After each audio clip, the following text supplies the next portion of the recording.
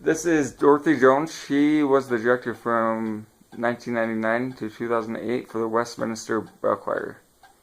So, Dorothy, what made you have a start with the Westminster Bell Choir? What got you into it? Well, in 1998, there was a man here who was getting his doctoral degree in chemistry as part of his military career. And he and his family were very active in our congregation at First Presbyterian. And he was aware of bell choirs and had the vision to introduce us to a handbell choir.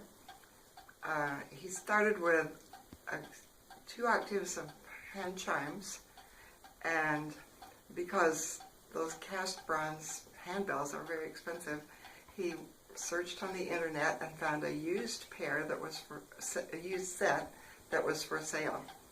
And he bought them and started the first bell choir in the valley, as far as we know. He stayed here through July of '99, and then he was finished at Utah State and he went to teach at West Point in New York. So a couple of months before that, I had said, I think I might like to try ringing. So I started learning. And when Rick left, the bell choir didn't have a director. And the ringers all had a lot of other obligations, so nobody was having enough time to take over as director.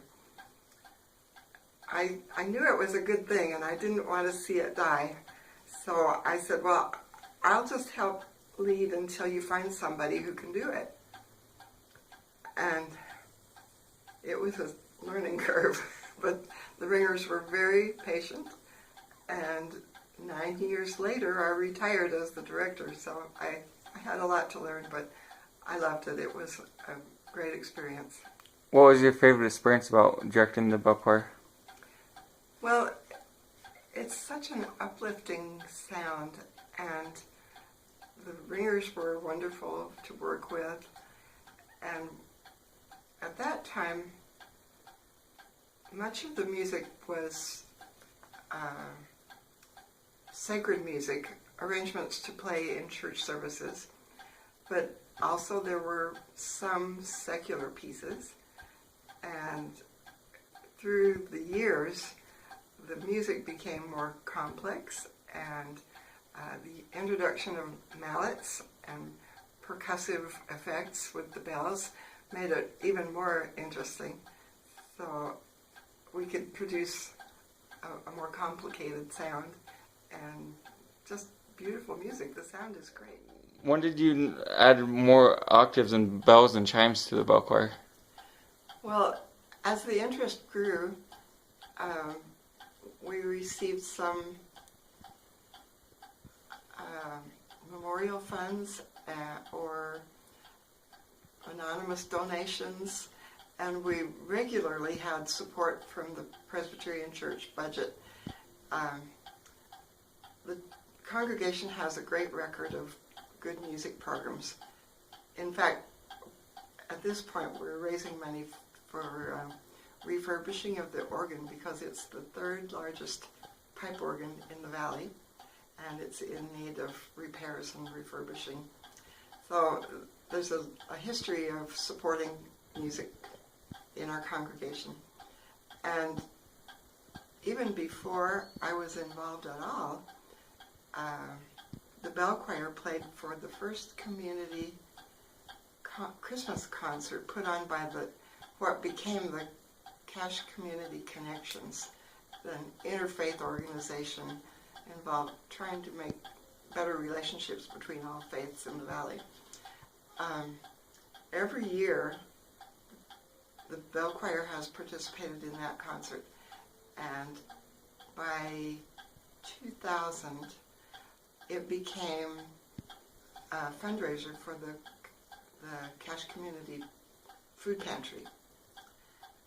And so there have been outreach programs along that line.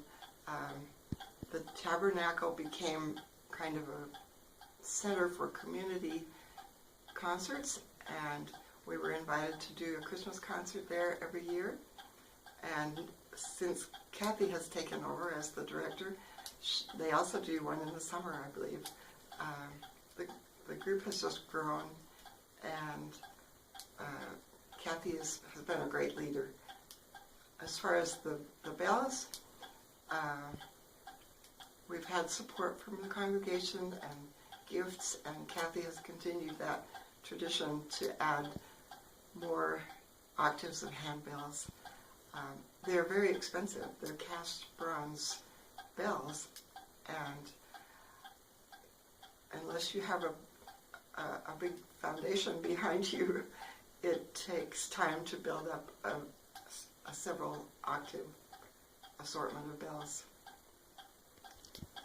Thank you so much for your time today. We have the Easter performance this week. Yes, we do. We're going to be ringing at the 9 o'clock service at First Presbyterian Church in Logan, and we're going to be doing 3 pieces, which we're really looking forward to. Our big Easter piece is called He Arose, and it's an arrangement of the Low in the Grave He Lay, which is kind of a traditional hymn that a lot of people know in connection with Easter.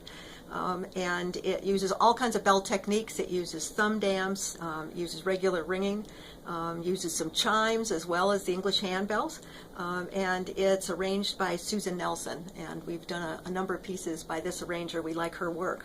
So that's our big piece. We also have a wonderful arrangement of Now the Green Blade Riseth. This is an unusual piece because people will know it under 2 names, Now the Green Blade Riseth, and also under Sing We Now of Christmas. So sometimes you hear it in connection with Christmas, sometimes in connection with Easter. And this is a kind of a light, fun, lilting piece. Probably we'll be doing that as the introit, so to lead into the service. And the arrangement we have is by Martha Lynn Thompson, who's another well-known name in the bell world.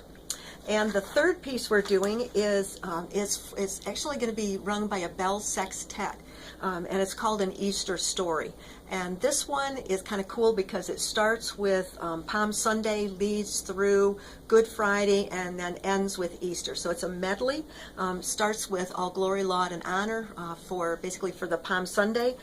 Then it goes into the kind of the somber, O Sacred Head Now Wounded for Good Friday, and then it moves into Jesus Christ is Risen Today, which is the wonderful triumphant Easter hymn. So those are the 3 pieces we're going to be ringing this Sunday, 9 o'clock service.